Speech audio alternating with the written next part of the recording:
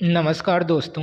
आज की क्लास में हम देखेंगे मैथ के कुछ महत्वपूर्ण प्रश्नों को। इन प्रश्नों को एक ट्रिक के माध्यम से लगाएंगे जिसका कुछ ही सेकंड में आंसर आएगा। जो भी प्रश्न होंगे एक आसान तरीके से लगाए जाएंगे। दोस्त, रीज़न क्या है कि मैथ हमें आती तो ठीक है, लेकिन मैथ आना ही बड़ी बात नहीं है, क्योंकि मैथ तो लगाने के लिए कोई भी 2 से 4 मिनट अगर टाइम दे दें तो लगा लेगा। बात लगाने की नहीं, बात ये है कि आप कितना जल्दी लगा रहे हैं मैथ को, आप कितना जल्दी लगा रहे हैं। तो ये यानी 30 से 40 सेकंड में जो आंसर निकल के आ जाए, कुछ इस तरीके से मैथ को आज पढ़ने वाले हैं। यदि आप वीडियो में आ ही गए हैं तो प्लीज़ इसको अंत तक देखिएगा।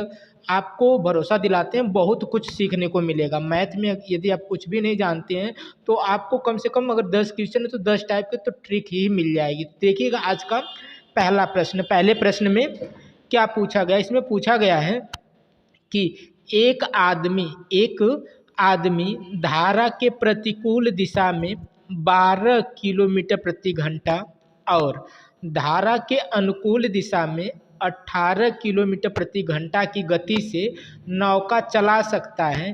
तो स्थिर जल में नौका चलाने की गति क्या है, यानी स्थिर जल में नाव की चाल पूछ। तो जब भी ऐसा क्वेश्चन आएगा उसकी क्या एक अनुकूल दिशा में दे दिया है ना, एक कहाँ पे दिया है, एक अनुकूल दिशा में और एक प्रतिकूल दिशा में, यानी एक उसी के साथ चल रही है धारा के और एक क्या है धारा के विपरीत दिशा में चाल दे दिया।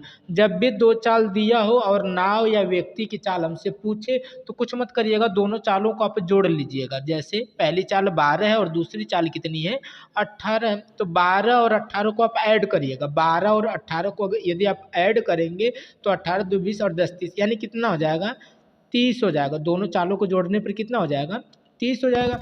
बस इसी का आप आधा कर देंगे, 30 का आधा करेंगे तो कितना आएगा 15 आएगा। यानी जो नाव की गति वह कितनी है 15 किलोमीटर प्रति घंटा। इसका यही आंसर है। अब यहीं पे एक चीज़ और नोट करिएगा, यहीं पर अगर हमसे क्या पूछता धारा की गति, किसकी गति पूछता धारा की गति पूछता, तब हम क्या करते हैं दोनों चालों के उस कंडीशन में क्या करते, दोनों चालों को माइनस कर देते। दोनों चालों को हम क्या कर देते माइनस करके आधा कर देते। दोनों चालों को माइनस करते, 12 और 18 का अंतर कितना हो जाता 6, 6 का आधा कर देते तो कितना हो जाता 3, 3 धारा की चाल है। 3 किसकी चाल आ जाती धारा की चाल आ जाती। तो हमसे पूछा क्या था नाव की गति, तो नाव की गति कितना हो जाएगी 15 किलोमीटर प्रति घंटा। आगे देखिएगा अगला प्रश्न। अगले प्रश्न में क्या पूछा, इसमें पूछा है कि एक विक्रेता ने किसी वस्तु को 6% की हानि पर बेचा। कितनी हानि पर बेचा 6% की हानि पर बेचा। यदि उसने उस वस्तु को 64 रुपया अधिक में बेचा, कितने अधिक में बेचा 64 रुपये अधिक में बेचा, तो उसे 10% का क्या हो गया लाभ हो गया। तो वस्तु का लागत मूल्य क्या है यही बताना। तो वस्तु का जो भी लागत मूल्य यानी प्रारंभिक मूल्य, क्रय मूल्य की बात कर रहा है, तो जो भी प्रारंभिक मूल्य लागत मूल्य होता है वो अपने आप में क्या होता है 100% होता है। यानी हमसे वो 100% की वैल्यू पूछना चाह रहा है। तो देखिएगा उसने किया क्या था, पहले जब उसने बेचा तो उसे 6% की हानि हुई। उसकी वस्तु तो 100% की ही रही होगी, लेकिन उसको क्या हुआ 6% की हानि हुई है। 6% की हानि हुई यानी नीचे दिखा रहे हैं, यानी 6% की क्या हुई है हानि हुई है। फिर जैसे ही उसने 64 रुपये अधिक में बेचा तो उसको क्या हो गया 10% का लाभ हो गया। कितने का लाभ हो गया है 10% का लाभ हो गया। तो एक बार सोचिएगा 6% वो नीचे था हानि पर और 6% से ऊपर कितना गया 10% तक। इसके बीच का अंतर खाली देखिएगा, 6 नीचे आया था फिर 10 ऊपर गया, तो कुल कितना दूरी तय किया, यानी कितना अंतर हुआ 10 और 6 कुल 16 की दूरी। यानी इनके बीच का जो अंतर आया, पूरा गैपिंग का डिस्टेंस आया वो कितना आया 16% का है, क्योंकि 6% नीचे और फिर 10% का लाभ, यानी कुल हमें योग ले लेना। तो कुल योग कितना आ गया 16%। और 16% की वैल्यू उसने कितना दे दिया है 64% 64 रुपया दे दिया। कितना दे दिया है 64 रुपया दे दिया। यहाँ पे देख लीजिए उसको 6% का घाटा था, मतलब 6% नीचे था। अब देखिए उसने 64 रुपया बढ़ाया तो ये कितना ऊपर चला गया 6, तो यह कवर किया और फिर 10 और ऊपर चला गया। कुल मिला के 16% का वृद्धि हुआ, यानी 16% क्या हुए इंक्रीज हुए हैं। तो 16% की वैल्यू हम कह सकते हैं कि 64% के बराबर है। लेकिन हमको 16% थोड़ी चाहिए, हमको क्या चाहिए 100% चाहिए। 16% बराबर इतना, तो 1% निकालेंगे तो क्या होगा 64/16। तो 16 चौक की 64, 1% की वैल्यू कितनी आएगी 4 आएगी, तो 100% की वैल्यू कितनी हो जाएगी? 400 हो जाएगी, जो कि ए वाले ऑप्शन में दिया हुआ है।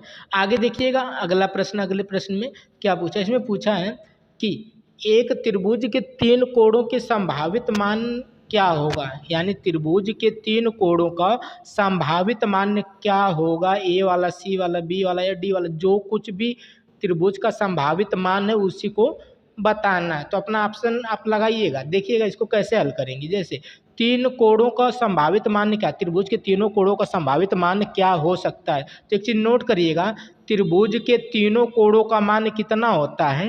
180 अंश होता है। त्रिभुज के तीनों कोणों का मान कितना होता है? 180 अंश होता है। तो चारों ऑप्शनों में जिसको जोड़ने पर 180 आएगा वही हमारा क्या हो जाएगा? आंसर हो जाएगा। तो जोड़िएगा, जैसे बी वाले ऑप्शन को ही पहले जोड़ लेते हैं। तो 8 8 4 कितना हो जाएगा? 12, 120 और 70 जोड़ेंगे तो 119। ये कितना आ गया? 190 आ गया। इसको जोड़िएगा।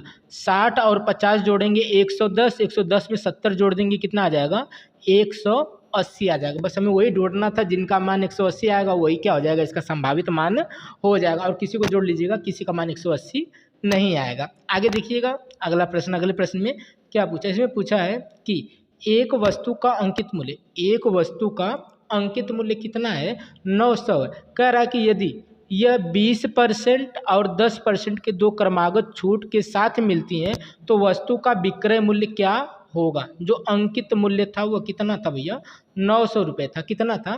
900 रुपये था। उस पर लेकिन उसने 900 की चीज़ 900 में नहीं बेची है, उस पर क्या किया है? 20% और 10% की दो ठो छूट दिया है, फिर उसको बेचा है। तो हम 20% की छूट दे रहे हैं, पहले 20% की छूट देंगे तो छूट है तो 100 में घटा के लिखेंगे, 100 में घटा के लिखेंगे तो 100 की चीज़ 20 की बात कितनी हो जाएगी? 80% की हो जाएगी। परसेंट है तो बटे में 100। फिर क्या किया? 10% का फिर छूट दिया, 10% की छूट तो 100 में घटाएंगे तो कितना हो जाएगा? 90/100। तो अब 2 जीरो से 2 जीरो क्या करिएगा? पहले ही काट दीजिएगा। यहाँ भी 2 जीरो से 2 जीरो काट दीजिएगा। बचा क्या? 9 गुणे 8 गुणे 9, 9 9 81, 81 गुणे 8 करिएगा, आंसर आएगा। तो 8 एक कम 8 और 8 8 64, 8 8 कितना हो जाएगा?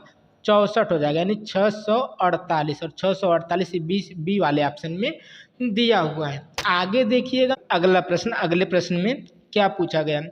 इसमें पूछा गया है कि यदि ए बी बराबर, यदि ए और बी बराबर 21 हो, यदि ए और बी बराबर कितना हो? 21 हो, तो और ए प्लस बी का होल स्क्वायर बटे ए माइनस बी का होल स्क्वायर बराबर 25/4 हो तो A square plus B square plus 3ab का मान क्या होगा? यही हमें बताना। तो देखिएगा इस प्रश्न को कैसे हल करेंगे। यहाँ पर देखिएगा ए और बी का मान कितना दिया हुआ है?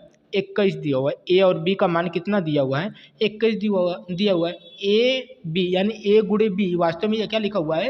ए गुणे बी। ए गुणे बी का मान 21। तो ए गुणे बी का मान कैसे 21 हो सकता है? यानी ए की जगह कौन सी संख्या हो सकती है? तो ए की जगह और बी की जगह कौन सी संख्या हो सकती है? अगर ये मान लेते तो हमारा आंसर आ जाएगा। तो कन्फर्म यहाँ कहीं ना कहीं क्या होगा? 7 होगा और क्या होगा?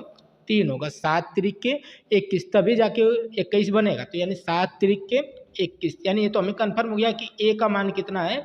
7 है और बी का मान कितना है? 3 है। ये चीज़ हमने कन्फर्म कर लिया। 7 त्रिक 21, यानी ए का मान 7 और बी का मान 3। अब यही ए और बी का मान हम यहाँ पर रख देंगे। तो यहाँ पर कितना लिखा? A square plus B square plus 3ab, इतना लिखा हुआ है ना। ए का स्क्वायर यानी 7 का स्क्वायर, 7 का स्क्वायर करेंगे 49 होगा। बी का मतलब 3, 3 का स्क्वायर करेंगे 9 होगा। यहाँ पर 3 है और ए बी का मान कितना हो जाएगा? 21 हो जाएगा। 21 गुणे 3 करेंगे कितना हो जाएगा? 63 प्लस 9 और इधर कितना हो जाएगा? 49 हो जाएगा। यदि आप इनको ऐड करेंगे, जब हम इनको क्या करेंगे? ऐड करेंगे तो देखिएगा आंसर कितना बनेगा। इनको ऐड कर लीजिएगा यहीं पर।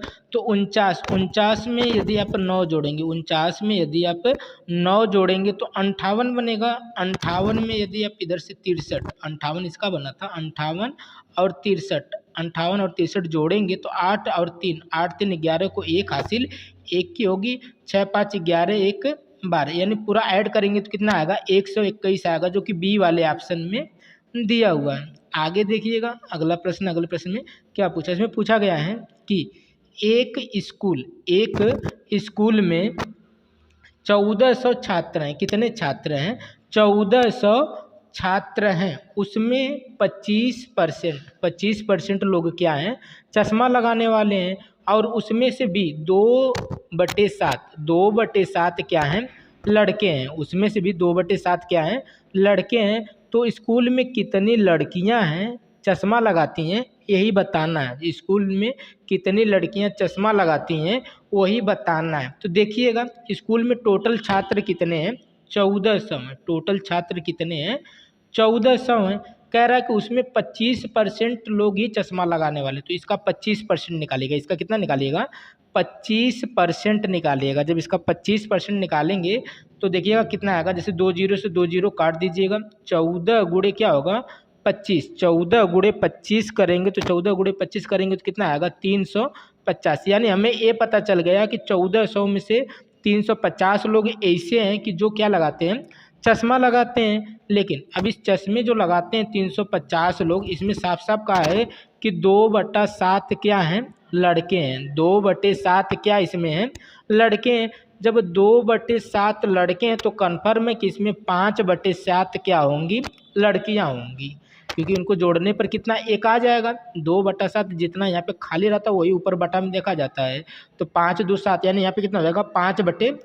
तो कन्फर्म हो गया कि 5/7 क्या है, लड़कियां हैं। और हमें लड़कियों की ही संख्या निकालनी है। तो 335 का हम कितना निकाल देंगे, 5/7। तो 7 कितना हो जाएगा, 35। ये 50 हो गया। 50 गुणे 5 करेंगे तो कितना बनेगा, 5 और 25 यानी 250। कितना बन जाएगा, 250। यानी 250 लड़कियां ऐसी हैं जो चश्मा लगाती हैं। और यही हमें बताना था।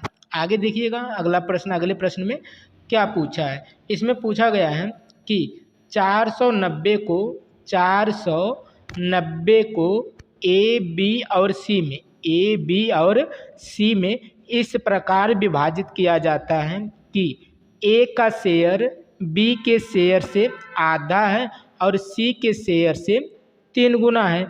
तो सी का शेयर कितना है यही बताना है। तो किसी का शेयर पता नहीं है तो हम सबका शेयर कुछ न कुछ मानेंगे।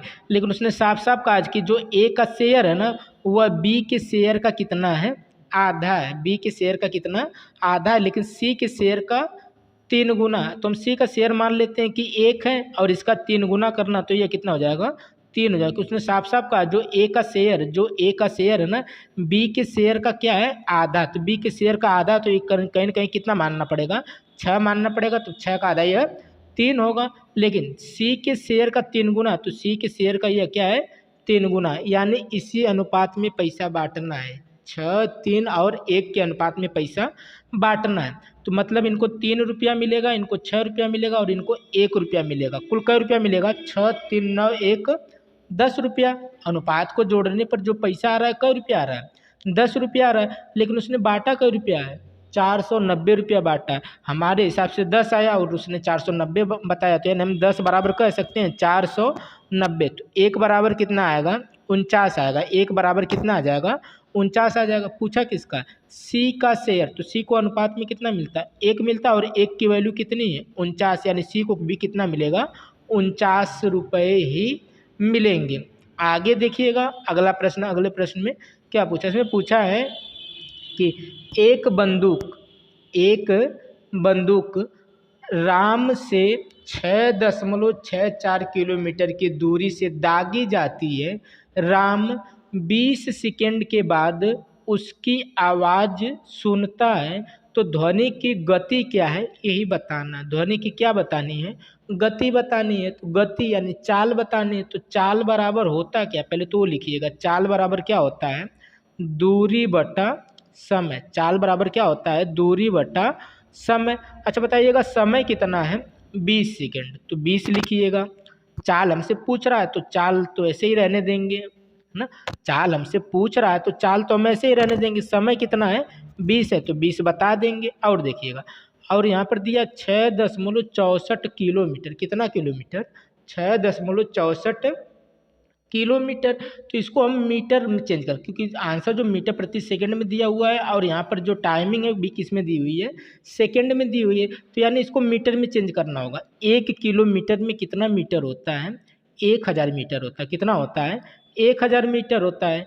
यानी अगर 1 किलोमीटर में अगर कितना होता है 1000 मीटर होता है तो 6.64 में कितना मीटर होगा, इसमें क्या करेंगे हम 1000 से क्या करेंगे गुणा कर देंगे। और जब 1000 से इसमें गुणा करेंगे तो आ कितना जाएगा, 2 जीरो से 2 दशमलव हट जाएगा, 2 अंक के दशमलव 1 जीरो बढ़ जाएगा, यानी जब इसको मीटर में आप चेंज करेंगे तो 664 यानी 6640 आएगा। कितना आएगा 6640 आएगा।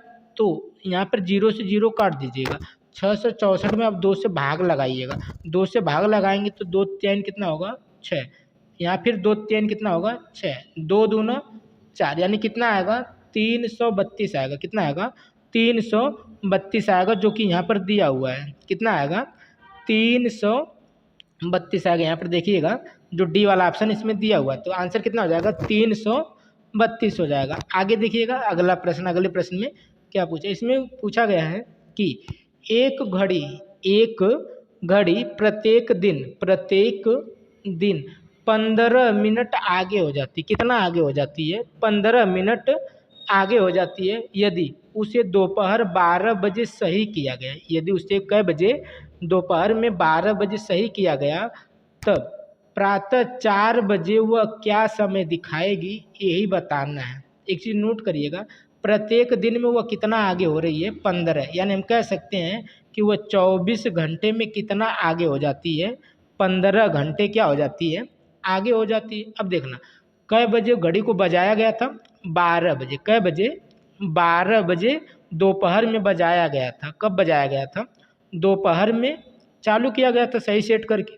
फिर कब कब पूछ रहा है 6 बजे प्रातः यानी सुबह 6 बजे पूछ रहा है ना, तो ये दोपहर है तो 12 बजे दोपहर से 12 बजे दोपहर से 12 बजे रात तक का घंटा होगा 12 घंटा होगा। 12 बजे दोपहर से 12 बजे रात तक का घंटा होगा 12 घंटा होगा। और 12 बजे से 4 बजे तक प्रातः तक के घंटे 4 घंटे ये हो जाएंगे, तो 12 4 16 यानी 16 घंटे बाद की टाइम पूछ रहा है। कब की पूछ रहा है 16 घंटे बाद की टाइम पूछ रहा है। अब देखिएगा 24 घंटे बराबर कितना है 15, तो हम निकाल देंगे 16 बराबर 24 घंटे बराबर 15, तो हम निकाल देंगे 16 घंटे बराबर, तो 15 लिखेंगे, नीचे क्या आ जाएगा 24 और गुणे में क्या आ जाएगा 16, तो 8 तिरिक के 24 और 8 दूना 16, 3 पाँचे 15 यानी 5 दूना 10, यानी 16 मिनट में वो कितना आगे होगी 10 मिनट आगे होगी। तो 4 बजे टाइम 4 बजे थोड़ी दिखाएगी 4:10 बजाएगी, उस समय क्या टाइम दिखाएगी